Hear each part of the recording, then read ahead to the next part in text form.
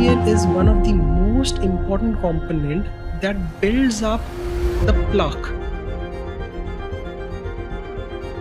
A lot of people tend to avoid milk, chicken, peanuts. They are considered very high fat resources. What is your take on that?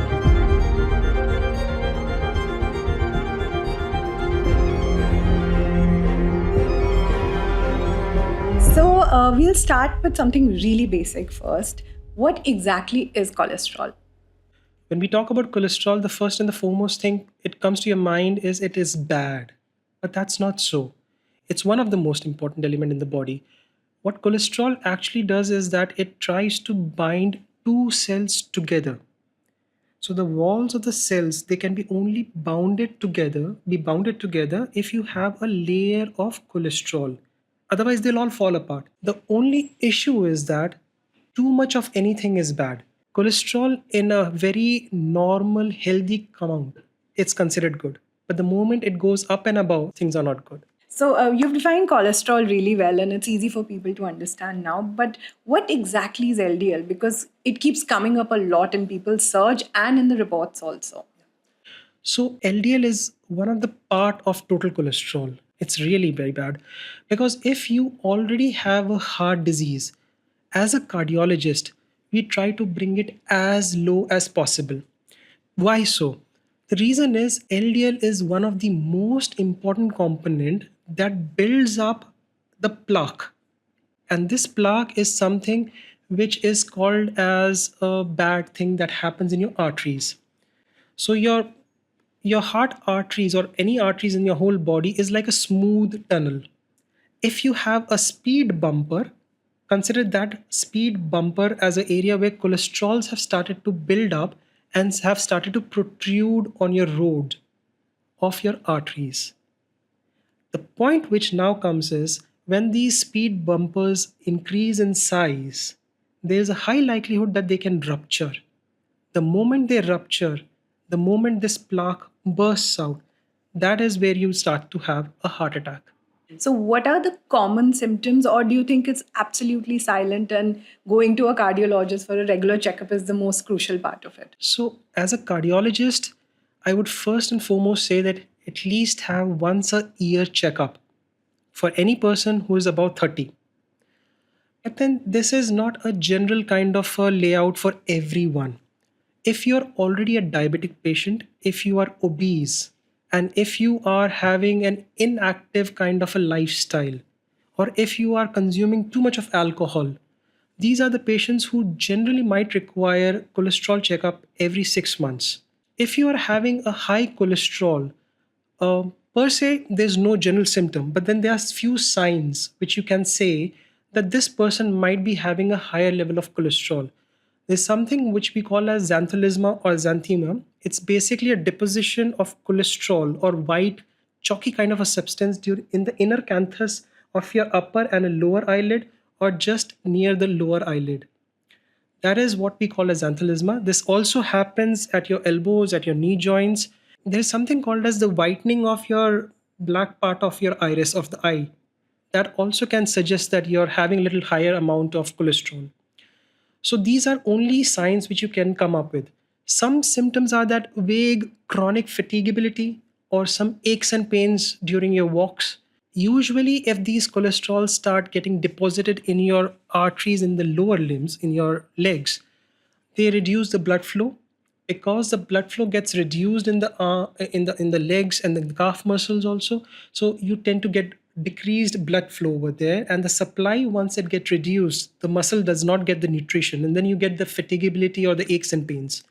So, I guess just going to a doctor is what's the It's most much more easier. important thing. It's much more easier. Go to your doctor. If you are about 30, once a year checkup. If you're above 40, do a general checkup, of which cholesterol is going to be a part and parcel for sure. If you already have some diseases, underlying diseases, like we have young hypertensives, young diabetic patients, 6 monthly checkup is for sure, at least for cholesterol. How would you define it for a layman, like an absolute layman person who's been told you have good cholesterol and you have bad cholesterol? Good cholesterol is nothing but a component of your cholesterol which is labeled as HDL. And the bad cholesterol is being labeled as LDL. We try to bring down your LDL levels by medications and, if possible, by exercises or some lifestyle modification. To improve your HDL, we don't have any medications, but then we try to do some lifestyle changes like introduce almonds and walnuts in your diet, and probably that can help in building it up. That's Right. So, what's the most important tip you would give to people who are in their early 30s to maybe mid 30s, and they want to make sure that their 40s and 50s are healthier? So, right from the age of 20, when you are hopefully not that much addicted to your social media and everything, and just watching your iPads or phones constantly, or just playing your video games, move, go out, play sports. My intention is that bringing around these exercise brings a fundamental change. It not only improves your cholesterol, it improves the muscle as well as the bones, and it can have a everlasting effect even at the age of 70. So when we tend to have our brittle bones, which is starting as early as 50, 55 nowadays, you can improve the strength if you have started with your exercises, if you have started with your mobility. The second thing is that make sure that you are having at least once in a year health checkup, in which not only your cholesterol has been looked into, you're also getting your sugars checked up, your thyroid checked up, and your blood pressure. On to the next section where we talk about food, diet, and myths. So, the first one that I want to ask you is do eggs really impact cholesterol? What we have found out is that, as far as the studies were concerned, eggs are considered good in moderation. Obviously, everything in moderation is good. The studies which said that eggs were bad, they actually had used unrefined oil also in their diet. So, eggs is a very good source of protein. It's a very good source of cholesterol, which your body does require. But if you're already dyslipidemic, that means if your cholesterol is way too high and you are actually requiring some medicines for that, you can cut down on the yolk, especially for those patients. And it's not that you need to cut down your yolks to complete zero. So if you're having two eggs, just take off one yolk, have the second yolk. That's it. Eggs are good. So basically, तेल ने अंडे को बदनाम कर दिया. Absolutely correct. It's all fault of oil over here. What about ghee? Is it good in moderation, or that's another thing that people should avoid? So, ghee is a very good source of saturated fatty acid, and saturated fat, though saturated fat is considered bad, the amount of saturated fat in ghee is less. So, ghee is a good source of saturated fat if it is also taken into a moderation. So, ghee should not be totally avoided. That's the point. But again, as I said, if you are having too much of your bad cholesterol going up, try to reduce as much as possible with ghee. A lot of people tend to avoid milk, chicken, peanuts. They are considered very high fat resources. What is your take on that? Peanuts, very good. Chicken breast, very good. And the third one was Milk. milk. So as far as full cream milk is concerned, try to avoid it. Take double toned or even cow milk, and that to remove the cream part of the milk. That's good enough. We are good to go. What is your take on alcohol when it comes to like controlling your cholesterol? So being a teetotaler, I would say no to alcohol. But again, the people who would love their drinks at any given point in the day or life, to them I would just say everything in moderation makes sense. But then with alcohol, I have seen that people cannot control it. The issue with alcohol is that it not only brings a lot of social issues with it, but it affects your liver. And our Indian genetic liver is not that good with alcohol. The chances of you developing a liver damage, what we call as cirrhosis, is quite high. And then it also affects your cholesterol, because liver is the source where your cholesterol gets broken down into. And the chances of that increasing your triglyceride level tends to go up, because of which you tend to have a disease called as pancreatitis because of triglycerides going up. Which brings us to another question, triglycerides. Now, what are they and what do they do for our body, and what exactly should we look out for? So, what we need to understand is that triglyceride is an important source of energy. It's part of cholesterol. It's an important source of energy which gets stored in the body.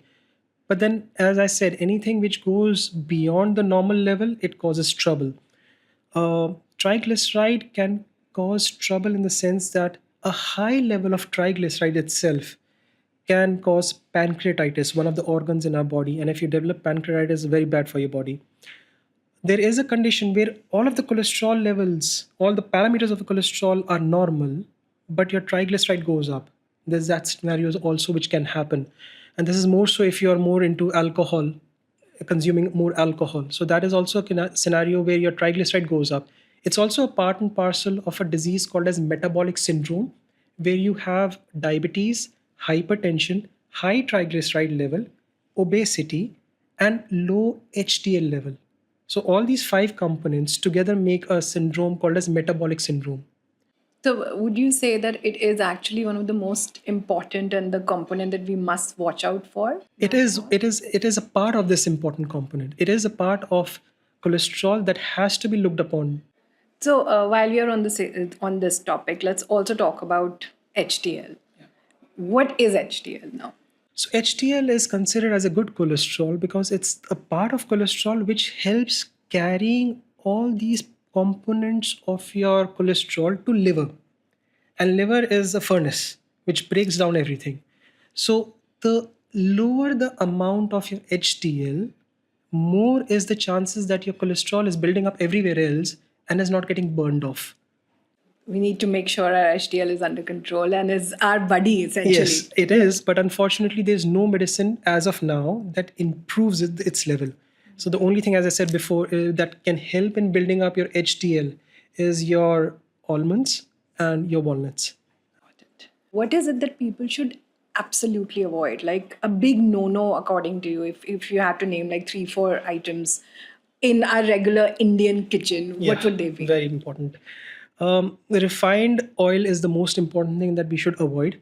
When we are making the puri, it's the oil in which we are making, obviously. But then we are reusing that same oil over and over again. That is the big no no in our kitchen. Second thing which I would say is that try to avoid a scenario where you are going for fast food and preserved food because the amount of oil that has is too much, because of which one of the component which is palm oil, what we should think about rather than that is the one where we can try to introduce into our food is the mixing of oil. So for first 1 month or 2 months use canola oil, 2 or 3 months later on you can switch over to rice bran oil or you can switch over to canola oil. If you had to give 2, 3 quick examples of things that we can do that are existing in our kitchens already and people don't have to go and buy new things from a grocery, what would they be? So if you are cooking up sorting your vegetables in some oil and you're using 2 spoons of oil, reduce it to just one. That makes the most important sense. That's one thing which I'll say. Second thing I just said is that switch over your oil. Third thing which I will say is that in your kitchen, make sure that whatever things that you're using, just try to see if you can try it on your non-stick pan. The amount of oil that it has been taken up is less and it cooks faster. Make sure your non-stick pan has not been scratched. That plating should not be scratched. Otherwise, you are in for a big toss. So we are asking a question that everybody needs to know and everybody wants to know. How does one control cholesterol naturally? First, reduce the intake in the form of oil, in the form of ghee, butter, whatever you're consuming. And the second part is move, exercise. That's the most important thing. The more you move, the more you burn your calories, the fat that you have already consumed, you're burning it off. But I have one more question then. There are people who exercise, who eat right, who are moving through the day, but they still need medication. What happens there? Good Lord, poor genetics. So the whole issue is that they are no longer able to break down the cholesterol at that rate that at which they are supposed to. So you're burning your cholesterol, for example, by exercising, by reducing the intake. Also, you're trying to reduce the intake aspect of it, but your genetics is such that your liver is not able to break it down as fast, because of which your cholesterol tends to build up. And so, yes, these are the patients who would require cholesterol lowering medications, it might be lifelong, or we might come to a level where the dose, which was initially quite high, we can reduce it down to a lower level, but then, yes, they would still require it. You have to accept that. There's no way around to it. Thank you so much. You shared a lot of information with us. I really hope our audience finds it useful, and please have a great day.